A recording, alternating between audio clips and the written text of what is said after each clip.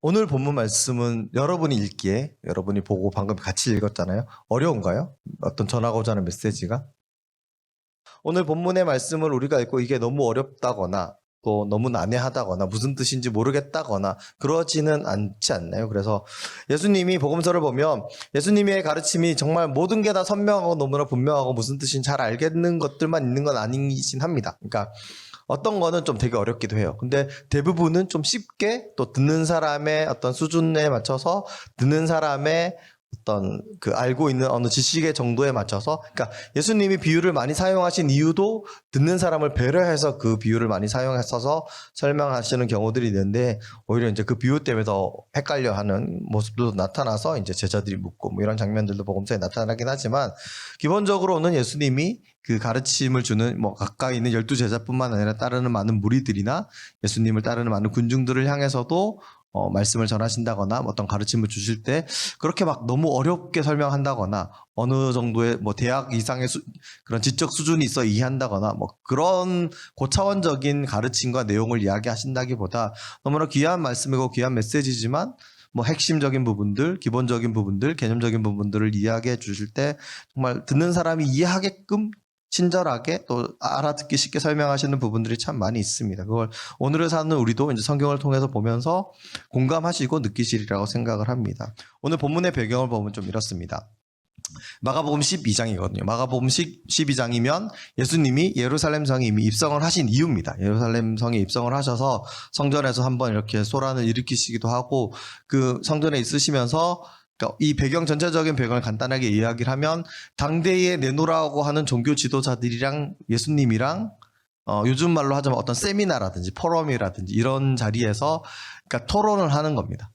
이 한 서기관 한 사람이 그러니까 똑똑한 사람으로 보면 됩니다. 뭐 학자 정도로 생각하시면 될 것 같은데 한서기관이 예수님한테 가장 큰 계명이 뭐냐고 물어봤고 우리가 읽은 본문처럼 예수님이 28절, 29절, 30절, 31절의 말씀으로 이 두 개의 계명이 가장 크다라고 이렇게 말씀을 하십니다. 그런데 중요한 건 이 서기관이 몰라서 물어본 게 아니란 겁니다. 앞선 여러 가지 질문들이나 상황에 대해서 대답을 너무나 잘하고 책 잡을 것도 없고 꼬투리 잡을 것도 없고 반박할 수 있는 것들이 없으니까 자꾸 어려운 질문들을 계속하는 어떤 상황 가운데서 이 질문을 했는데 이 질문에 대해서 정말 순수한 어떤 알고 싶음에 대한 몰라서 물어보는 게 아니라 이건 또 어떻게 대답하나 한번 보자라는 어떤 공격형 질문을 하고 있는 상황입니다. 그걸 어디서 알 수 있냐면 우리가 누가복음 10장 25절에 보면 예수님이 한 율법학자와 나눈 대화가 있거든요. 25절에 보면 이 율법학자가 예수님한테 묻습니다. 그러니까 그때는 지금과는 약간 다른 분위기긴 합니다. 아직 예루살렘 성에 입성하기 전이고 그때도 한 율법학자가 뭐 요즘으로 치면 뭐 대학 교수나 성경을 가르친 성경 교사가 예수님한테 영생을 얻으려면 어떻게 해야 됩니까? 라고 물어봅니다. 그 질문한 사람에게 예수님이 율법에는 뭐라고 돼 있느냐라고 되묻습니다. 그래서 그 사람이 한 대답이 누가복음 10장 27절인데 우리가 오늘 읽은 본문이랑 너무 비슷하잖아요. 흡사하잖아요. 예수님이 이 율법학자의 대답을 듣고 옳다라고 이야기하고 그렇게 행하고 그렇게 살아가라라고 이야기합니다. 예수님의 어떤 칭찬으로 생각하고 이 율법학자가 우쭐해서 다시 한번 이렇게 질문을 합니다. 말씀에 보면 우리 오늘 본문에도 있지만 여기 이웃이 있잖아요. 내 이웃을 내 자신과 같이 사랑하라. 그래서 이 부분에 대해서 이 율법학자가 계속 더 칭찬을 받으려고 예수님한테 질문을 합니다. 누가 나의 이웃입니까? 그렇게 묻습니다. 그리고 나서 예수님이 그 대답 대신 하신 비유가 우리가 잘 알고 있는 선한 사마리아인의 비유입니다. 여러분의 이웃은 누구입니까? 여러분이 생각하는 이웃은 누구입니까? 오늘 본문에서 또 방금 말씀드린 선한 사마리아인의 비유에서 나오는 것처럼 하나님은 우리에게 하나님을 사랑하라라고 말씀하셨습니다. 가장 큰 계명이라고, 첫째 가는 계명이라고 말씀하셨습니다. 그리고 두 번째로 가는, 이게 뭐 우위를 가릴 수는 없겠지만 공통적으로 사랑하라고 하는 그 계명이 가장 중요하다고 말씀하시면서 하나님을 사랑하고 내 이웃을 내 자신과 같이 사랑하라라고 말씀하셨습니다. 하나님의 말씀이고 오늘 본문 너무나 명확하고 분명한 메시지잖아요. 하나님을 사랑해야 됩니다. 틀린 말인가요? 맞는 말이잖아요. 그래서 우리가 너무나 지켜야 되는 말씀이고 내 이웃을 사랑하는 것도 하나님의 뜻이고 주님의 가르침이니까 우리가 지켜야 되는 게 마땅한데 여기서 두 가지 문제점이 있습니다. 첫 번째는 내 자신과 같이 사랑하라고 하는 게 어느 정도로 사랑해야 되는가? 이게 늘 시험이 되고 딱 마음에 걸리잖아요. 또 하나는 내 이웃은 누구지? 우리는 어떤 관계성 가운데 뭐 예를 들어서 가족이라든지 또 아니면 같은 학교 학연이라든지 같은 지역이라든지 같은 교회라든지 그런 조건을 먼저 생각하고 그런 상황을 설정해 놓고 그 안에 들어오면 이웃으로 생각하고 그 안에 들어오지 않으면 우리의 이웃으로 생각하지 않는 모습들이 있긴 합니다. 저도 마찬가지고 사람이라면 어떻게 보면 그게 너무나 당연한 모습들이긴 한데 그럼에도 오늘 우리가 하나님이 예수님이 우리에게 주신 말씀은 이 내 이웃을 내 자신과 같이 사랑하라고 했을 때 우리가 먼저 이웃이 누구인지에 대해서 고민해보고 그 이웃에 대한 고정관념을 내 안에 있는 우리 안에 있는 고정관념을 깨트리는 게 먼저 필요하다는 겁니다. 오늘 본문을 얘기하면서 말씀드린 선한 사마리아인의 비유에서 예수님이 그 질문한 율법학자에게 누가 강도당한 사람의 이웃이냐라고 물어봤을 때 자비를 베푼 사람이라고 했습니다. 그 사람은 자신의 어떤 위치와 또 사마리아 사람이라는 것과 이 사람이 적대 관계에 있는 유대인이라는 것들을 고민하지 않고 도움이 필요한 사람을 도와줬습니다. 그래서 이 사람의 이웃이 되어줬습니다. 우리가 이 비유를 듣고 곰곰이 생각해 봐야 될 것은 우리도 이 강도당한 사람처럼 될 수도 있고 우리도 이 선한 사마리아인처럼 도움이 필요한 누군가에게 도움을 줄 수도 있는 그런 사람이어야 된다는 겁니다. 이 관계는 어떻게 보면 도움을 받은 거는 이 강도당한 사람이잖아요. 그러니까 선한 사마리아인의 이웃이 강도당한 사람이라고 얘기하는 게 더 맞아 보이는데 예수님은 오히려 그 반대로 이야기하시면서 우리가 선한 사마리아인과 같이 도움이 필요한 누군가의 이웃이 되어줘야 된다고 말씀하고 계시고 우리 또한 누군가의 도움을 받을 수 있는 도움을 받을 수 있는 우리를 이웃으로 생각하는 그 누군가가 필요함을 역설적으로 또 말씀하고 계십니다.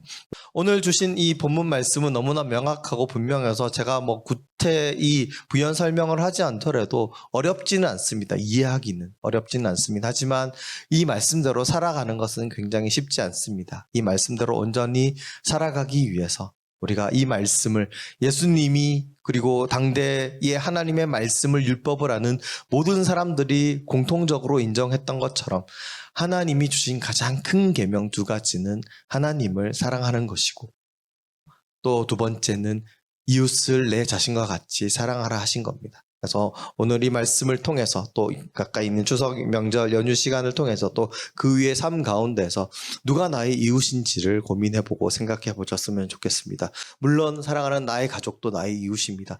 내 옆에 있는 우리 성령국 지체들도 나의 이웃입니다.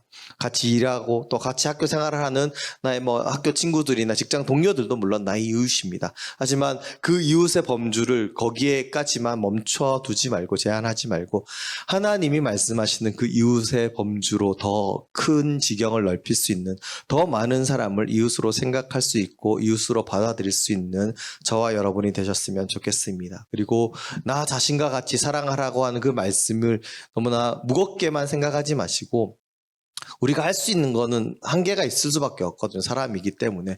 무조건 남을 위한 삶을 살아서 자신의 삶은 다 내다 버리고 이타적인 삶, 도움을 주는 삶만 살라고 그렇게 말씀하시진 않습니다. 하지만 우리의 자리에서 우리가 살아가는 이 삶의 자리 가운데서 우리가 할 수 있는 대로 정말 가까이에 있는 이웃에게는 그들이 도움이 필요하다고 한다면 선한 사마리아인이 강도당한 사람을 도운 것처럼 음식을 먹이고 안전한 곳으로 데려가주고 옷을 갈아입혀주고 또 돈을 줘서 잠시 머물 수 있게 해주는 것처럼 치료를 도와줄 수 있는 것처럼 우리가 할 수 있는 부분들이 있다면 나의 사랑하는 가족이나 이웃이나 또 우리 지체들을 위해서 물질이 됐든 또 수고로움이 됐든 협력함이 됐든 합력해서 도움을 준다든 여러 가지 어떤 모습으로 우리의 진심을 표현할 수 있을 것입니다. 하지만 우리 가까이 있지 않는 사람이라 할지라도 하나님이 우리의 마음 가운데 우리의 이웃으로 하나님 보시기에 우리의 이웃으로 생각하고 여겨야 되는 그런 사람들의 소식을 듣게 된다면 우리가 지금 당장 달려가서 해줄 수 있는 거나 많은 돈을 들여서 해줄 수 있는 건 없을지 모르겠지만 기도하는 그 시간만큼이라도 간절히 그들을 위해서 응원하고 기도하고 또 할 수만 있다면 나의 형편과 여력 가운데서 도움을 줌으로써 그들이 실질적으로 도움을 받을 수 있도록 지금 세계 곳곳에는 누군가의 도움이 필요한 누군가가 이웃이 되어 주어야 하는 많은 사람들 도움이 필요한 사람들, 강도당한 사람과 같은 사람들이 있잖아요. 우리가 그들을 바라보면서 그냥 저런 일이 있구나, 안 됐다, 여기서 멈추는 게 아니라 하나님의 주시는 마음으로 하나님이 우리에게 말씀하시고 명령하신 그 말씀을 따라서 정말 기도하고 또 할 수 있는 대로 도움을 줄 수 있는 우리가 되었으면 좋겠습니다. 해줄 수 있는 게 없어서 이제 기도한다고 얘기할 때도 있는데, 표현은 그렇지만 기도로 돕는다는 게 얼마나 위대하고 놀라운 일인지 모릅니다. 기도를 통해서 하나님이 역사하시고 하나님이 그들을 도우시고 그들의 필요를 채우신다는 사실을 온전히 믿는 그 믿음으로, 진심으로 그들을 나의 이웃으로 생각하는 그 마음으로 어려움 가운데 있고 곤란한 가운데 있고 도움이 필요하고 위로한 그들을 향해서 우리가 정말 1분이라도 10분이라도 기도한다면 그 기도를 통해서 하나님이 놀라운 일들을 행하실 것입니다. 우리가 할 수 있는 것이 무엇인지 각자의 상황과 여건과 형편에 따라 다르겠지만 우리가 할 수 있는 바를 정말 이웃을 내 자신과 같이 사랑하듯이 또 내가 누군가의 도움이 필요했을 때 도움받기를 바라는 그런 마음으로 나도 누군가를 돕는, 누군가 이웃이 되어주는 저와 여러분이 되었으면 좋겠습니다. 그렇게 살아갈 때에 하나님이 우리를 통해서 선하고 아름다운 일들을 행하실 것이고 또 그 마음과 진심이 전해져서 하나님을 알지 못하는 그 누군가들에게, 또 나의 사랑하는 가족이나 나의 친구나 나의 동료들에게도 그 마음이 전해지고 그들 마음 가운데 감동이 전해진다면 또 그들의 생각이, 그들의 모습이 바뀌어져 갈 것입니다. 우리 사랑하는 청년들의 모습 가운데도, 마음 가운데도, 삶 가운데도 동일한 진심과 사랑의 나눔, 그래서 우리들 주변에 많은 이웃들이 생겨날 수 있고 우리가 누군가의 이웃이 될 수 있는, 그래서 하나님이 우리에게 말씀하신 것처럼 내 이웃을 내 자신과 같이 사랑하라는 그 말씀을 실천하는 믿음의 삶을 살아가는 저와 여러분이 되셨으면 좋겠습니다.